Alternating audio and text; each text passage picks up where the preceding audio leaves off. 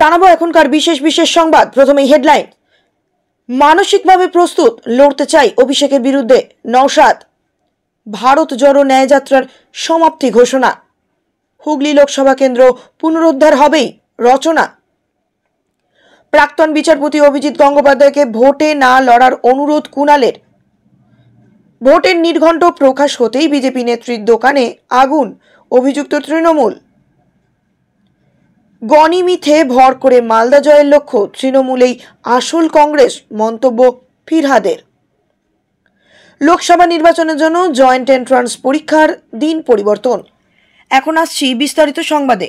ফের একবার অভিষেক ব্যানার্জির বিরুদ্ধে লড়াই করার ইচ্ছা প্রকাশ করলেন আইএসএফ বিধায়ক নওশাদ সিদ্দিকী। তিনি বলেন, আমি অভিষেকের বিরুদ্ধে লড়তে চাই, মানসিকভাবে এখনও 100% প্রস্তুত। আমার কোনো দ্বিধা নেই, ডায়মন্ড হারবার থেকেই লড়তে চাই, কিন্তু আমার দলের নেতৃত্ব এখনও সিদ্ধান্ত নেয়নি কোন আসনে লড়ব। তবে লোকসভা নির্বাচনে লড়বই। যাদবপুরে প্রার্থী দিয়েছে বামেরা, ভাঙড় বিধানসভা রয়েছে তার মধ্যেই। যাদবপুরে আসন দাবি করেনি নওশাদের দল। জোট নিয়ে বিশেষ কিছু না বললেও অভিষেকের বিরুদ্ধে যে তিনি নির্বাচনী ময়দানে লড়তে তৈরি, তা এদিন ফের একবার স্পষ্ট করে জানিয়ে দিলেন নওশাদ সিদ্দিকী।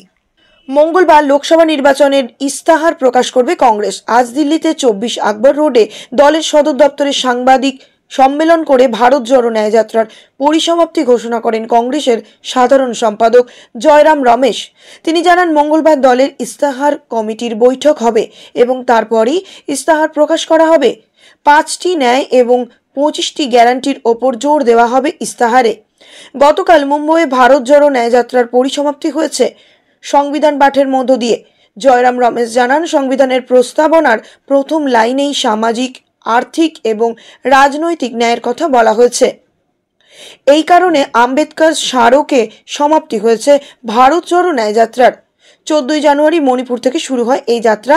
জয়রামের কথায়, আমাদের সাংবিধানিক সংস্থার উপর আক্রমণ হচ্ছে, সেগুলিকে দুর্বল করা হচ্ছে। তার প্রতিবাদে গতকাল রাহুল গান্ধী সহ 70 জন সংবিধানের প্রস্তাবনা পাঠ করেন। তিনি জানান, মোট ভারত জোড়ো ন্যায়যাত্রা হয়েছে 6300 কিলোমিটার এলাকায়। তিনি বলেন, ভারত জোড়ো ন্যায়যাত্রা হয়েছে 140 দিন। কন্যাকুমারী থেকে শুরু হয়েছিল যাত্রা, শ্রীনগর পর্যন্ত এই যাত্রা হয়েছে। মোট 75 জেলার ওপর দিয়ে গিয়েছিল ভারত জোড়ো ন্যায়যাত্রা। অন্যদিকে এবার ন্যায়যাত্রা হয়েছে 106 জেলায়। 2 যাত্রায় রাহুল গান্ধী 181 জেলায় পদযাত্রা, বাস যাত্রা করেছেন এবং জনতার সংস্পর্শে এসেছেন। হুগলি লোকসভা কেন্দ্র পুনরুদ্ধার হবে, সেই বিষয়ে 100% নিশ্চিত তিনি। রবিবাসরীয় প্রচারে পান্ডুয়া পৌঁছে এই মন্তব্যই করেন তৃণমূল কংগ্রেস প্রার্থী অভিনেত্রী রচনা ব্যানার্জি। এদিন তিনি বলেন, দারুণ সাড়া পাচ্ছি, আমি রীতিমতন অভিভূত। ভাবতে পারিনি হুগলির মানুষ আমাকে এমনভাবে সমর্থন করবে, একই সঙ্গে পাশে এসে দাঁড়াবে। যেখানেই যাচ্ছি সেখানেই মানুষের ভালোবাসার আশীর্বাদ পাচ্ছি। আশা রাখি আগামী দিনে যেন তাদের সকলের পাশে থাকতে পারি। এখন সেটাই আমার মূল লক্ষ্য। বিশ্বাস রাখুন, আমি সকলের পাশে থাকব। প্রতিপক্ষ বিজেপি প্রার্থী লকেট চ্যাটার্জি এ প্রসঙ্গে বলেন, সে তার কাজ করুক, আমি আমার কাজ করব। হুগলি লোকসভা পুনরুদ্ধারের বিষয়ে 100% নিশ্চিত রচনা বলেছেন, হুগলির মানুষের ওপর ভরসা আছে। প্রার্থী যেই হোক, মানুষের দিদির ওপর ভরসা আছে, তাই আমরা জিতব। লকেটের সঙ্গে দেখা হলে ওনাকে নমস্কার করব। এখন সবাইকেই নমস্কার করছি। 100 দিনের কাজের টাকা কেন্দ্রীয় সরকার না দেওয়ার প্রসঙ্গে রচনা বলেছেন, কেন্দ্রীয় সরকার বিপুল পরিমাণ বকেয়া টাকা দেয়নি, দিদি দিচ্ছেন। কেন্দ্রীয় সরকার দেব করেও দিয়ে উঠতে পারেননি, সবই বাংলার মুখ্যমন্ত্রীই করছেন। লোকসভা ভোটের দিন ঘোষণা হয়ে গিয়েছে। প্রাক্তন বিচারপতি অভিজিৎ গঙ্গোপাধ্যায়কে নির্বাচনী লড়াই থেকে সরে দাঁড়ানোর অনুরোধ জানালেন কুণাল ঘোষ। তমলুক আসনে তৃণমূল প্রার্থী দেবাংশু ভট্টাচার্যের জয়ের বিষয়ে আশাবাদী তিনি। কুণাল ঘোষের দাবি, আসলে যার হাত ধরে আপনি বিজেপিতে এসেছেন, সেই শুভেন্দু অধিকারী আপনাকে ভোটে জিততে দেবে না। কারণ হিসেবে কুণাল ঘোষের ব্যাখ্যা, আপনি কেন বিজেপিতে অন্য কোনো নেতাকেই প্রতিষ্ঠিত হতে দেবে না। রবিবার নিজের এক্স হ্যান্ডেলে কুণাল ঘোষ লেখেন, পরিচয় থাকার সুবাদে একটি অনুরোধ। আপনি বিচারপতি থাকাকালীন বিতর্কিত, ইস্তফা দিয়ে প্রশ্নের মুখে, বিজেপিতে গিয়ে সমালোচিত। অনুরোধ, এখনো সময় আছে, ওদের বলে দিন প্রার্থী হবেন না। তমলুকে তৃণমূলই জিতবে। 2 মাস পর আপনার সম্মানই নষ্ট হবে। বদল হতে পারে রাজ্য জয়েন্ট এন্ট্রান্স পরীক্ষার দিন। লোকসভা নির্বাচনের নির্ঘণ্ট প্রকাশ হওয়ার পরেই এই নিয়ে জল্পনা উঠল তুঙ্গে। কারণ রাজ্যে জয়েন্ট এন্ট্রান্সের পরীক্ষা রয়েছে 24 এপ্রিল। অপরদিকে 19 এপ্রিল থেকে সারা দেশে শুরু হচ্ছে লোকসভা নির্বাচন। মোট 7 দফায় নির্বাচন হবে এবার। এর মধ্যে পশ্চিমবঙ্গের 7টি দফাতেই ভোট রয়েছে। ফলে এই সময় বাস বা ট্রেন পেতে পরীক্ষার্থীদের সমস্যা তৈরি হতে পারে বলে মনে করছেন শিক্ষা মহলের একাংশ।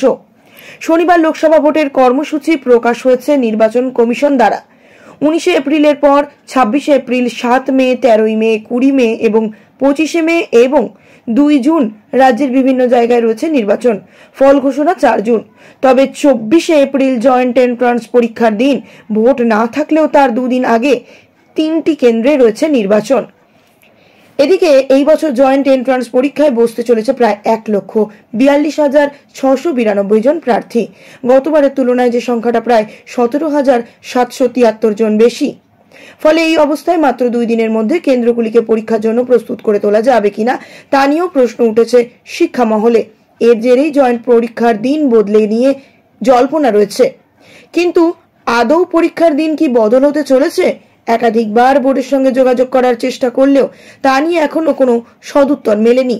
তবে সূত্রের খবর, আগামী সোমবার এই নিয়ে একটি বৈঠক করতে পারে জয়েন্ট এন্ট্রান্স বোর্ড।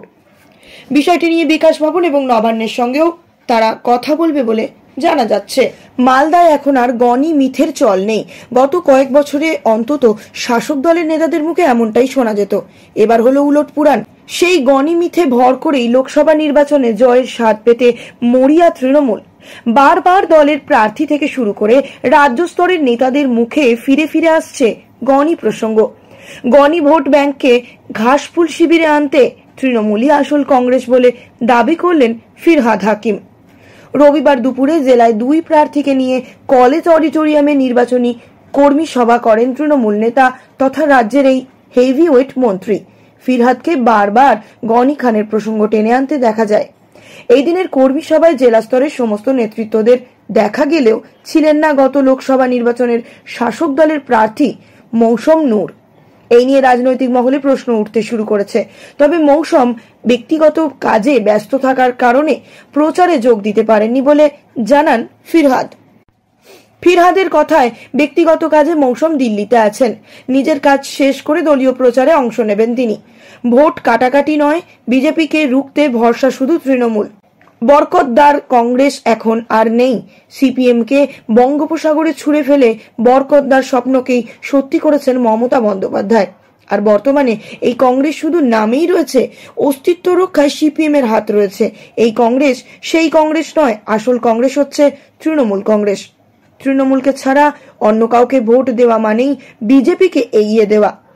তাই আমরা সাধারণ মানুষের কাছে আবেদন করব, তৃণমূলকেই ভোট দিন।